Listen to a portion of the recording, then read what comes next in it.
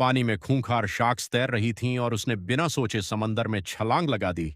लेकिन जब वो डूबने लगी तब गहराइयों में जो हुआ उसने सबके होश उड़ा दिए। सुजाना उसे पीछे धकेलते हुए घबराकर कहती है, रुको, बंद करो ये सब।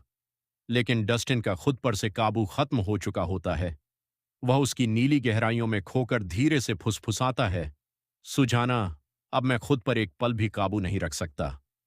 और इससे पहले कि हवा भी उनके बीच से गुजर सके, वह फिर से उसके रसीले होंठों पर झुक जाता है।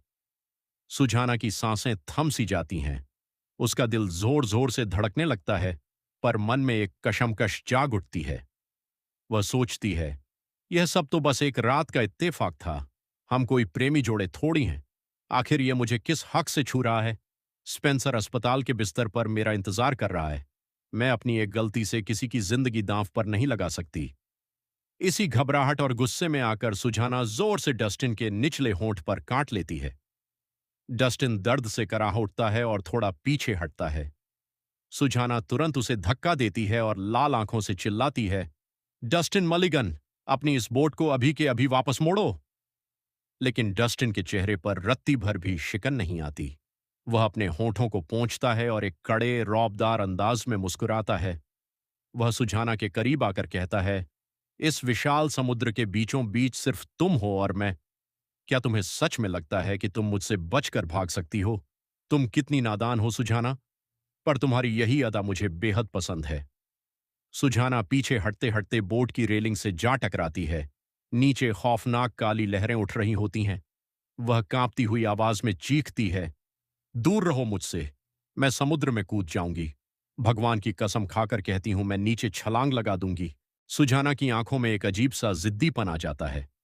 वह मन ही मन ठान लेती है कि कोई भी उससे ऐसा कुछ नहीं करवा सकता जो वह खुद न करना चाहे। उधर डस्टिन के चेहरे पर एक हल्की सी रहस्यमयी मुस्कान आ जाती है। वह बहुत ही बेपरवाह अंदाज में कहता है, तो फिर देर किस बात की, कूद जाओ। वह आगे बढ़कर हल्की सी चुटकी लेते हुए चेतावनी देता है, बाद में यह मत कहना कि मैंने तुम्हें आगाह नहीं किया था। नीचे पानी में खूंखार शार्क्स घूम रही हैं। सुजाना नीचे उफनती लहरों की तरफ देखती है और तुरंत डस्टिन की चाल समझ जाती है। वह पलटकर कहती है, अगर तुम मुझे डराने की कोशिश कर रहे हो तो यह नाटक मुझ पर नहीं चलने वाला। अगर आसपास शार्क्स होती तो समंदर इतना शांत कभी ना होता। डस्टिन अपनी चाल पकड़े जाने पर एक हल्की सी मुस्कान के साथ कबूल करता है, हाँ, मैं तो बस तुम्हें डरा रहा था। फिर वह एकदम गंभीर होकर सुजाना की आंखों में आंखें डालकर पूछता है, तो क्या तुम सच में छलांग लगाने वाली हो? अगर नहीं तो फिर मेरे पास आ जाओ। तुम्हें पैसे चाहिए, है ना? बस अपनी कीमत बताओ और जितने पैसे चाहिए मुझसे ले लो। सुजाना का दिल यह सुनकर जोर से धड़क उठता है।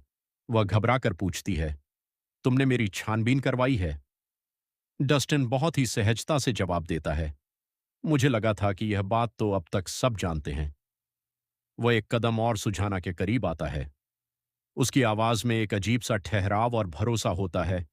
तुम्हें इस मुश्किल वक्त का अकेले सामना करने की बिल्कुल जरूरत नहीं है सुजाना। मैं तुम्हारे लिए कुछ भी करने को तैयार हूं।